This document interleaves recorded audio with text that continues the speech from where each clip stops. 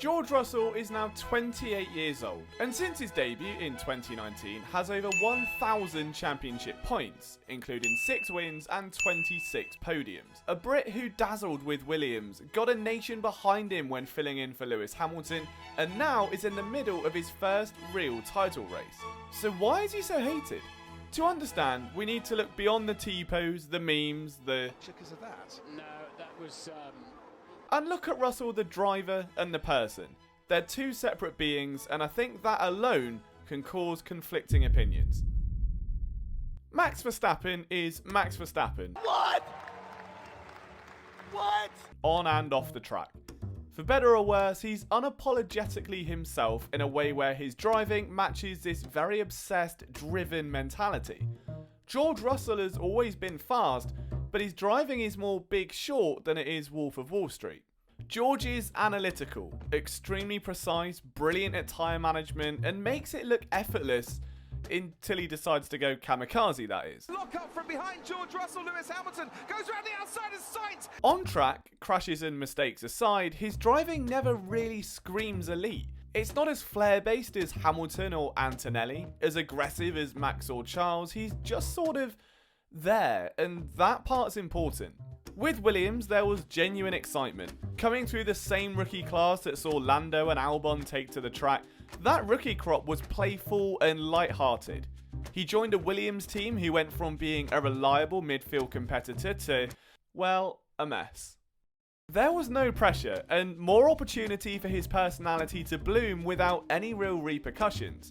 He went 37 races without a points finish because of how bad the Williams cars were. So when you have someone who can get a podium in that tractor and score 16 points as a young and likeable driver, it not only puts him favourably in the paddock, but fans begin to rally behind potential and upside. Although the signs of early tendencies were there. What the was he doing?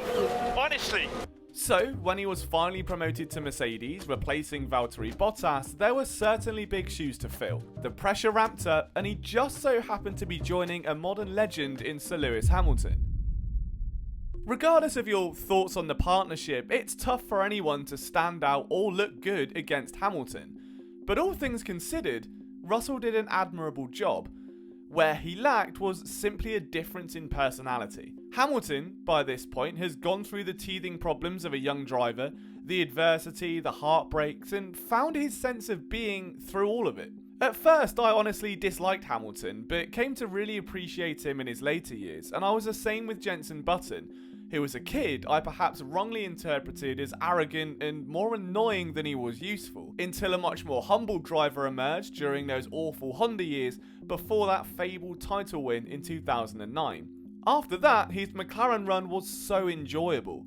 He was joyous, fun to watch, even in bad years, because he wasn't driving with self-induced pressure or needing to feel the weight of every mistake anywhere near as much now that he's conquered the mountain. So on one side of the Mercedes paddock, a proven veteran and a driver who's already done it all. On the other, young, hungry, validated by the team's decision to call him up, and of course by previous results.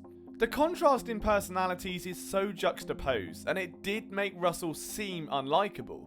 You can say the same for Lando. His partnership with Danny Ric and with Sainz was so much fun for fans to watch, but when pressure mounts and a championship's on the line, we see a different side. The side that's always been there since they were kids, as they fight and scrap their way up the motorsport ladder. Fast forward a few more years, and Russell now finds himself as a top dog in Mercedes. Or does he? Wonder Kid Kimi Antonelli has 2 race wins so far, and it could have really been 3 based off of raw pace alone. Antonelli, you could argue, is more likeable than George, especially in these early years. He's younger, softer, more energetic. That wasn't who Russell was, but he's now gone from being a Padawan to Lewis Hamilton to being a Jedi Master for someone who already clearly has the power to wield the Force, and that has to be unsettling when it comes to looking at his long-term future. So, with Mercedes finally competing for a championship again, Russell is having to look over his shoulder, knowing Toto has a new toy, Bono a new driver to develop the way he did Lewis, which is already happening if you compare their driving styles. And Russell feels like Woody when Andy gets Buzz, which admittedly carries a certain sense of irony. I don't think it's that George is unlikable, it's that he isn't marketable. The driving isn't, the personality can come across as whiny, annoying or dramatic, whereas his teammates have either been extremely grounded and taken on a quiet leadership role, as Lewis did in those final Mercedes years, or his contemporaries are just in a more light-hearted environment where they're not fighting for a championship and can afford to let their hair down a little more. Compared to Latifi though, during those early years, and it's easy to see why, yeah, people would gravitate to George over his teammate. Lando went down the same path, and most drivers do in that situation. There is a hunger in George that isn't reflected in his driving style, so it's almost confusing to see so much emotion after a collision from a driver that looks so calm on track, and then when compared to teammates both new and old, it's just more confusing than it is likeable. But the truth is, he doesn't need to be liked, he just has to win. And that's all he really wants to do for his own stature at Mercedes before that falls under even greater pressure. So next time you ask yourself why you find George Russell so annoying, try and really pinpoint it. Is it the way he carries himself, or because he doesn't in the same way as your favourites do? And when you're dissecting that part, what you're left with is a driver who was once the chosen one, and has been forced to grow up very fast over his short career. As he's matured and his expectations of himself have risen with that, the world around him hasn't necessarily. And the one time the stars have aligned in 2026, he just so happens to be partnered with a young Italian phenom looking to be the next in line to snatch glory from him. Is George Russell a man creating his own dislike, or simply proof that you either die a hero or live long enough to see yourself become the villain?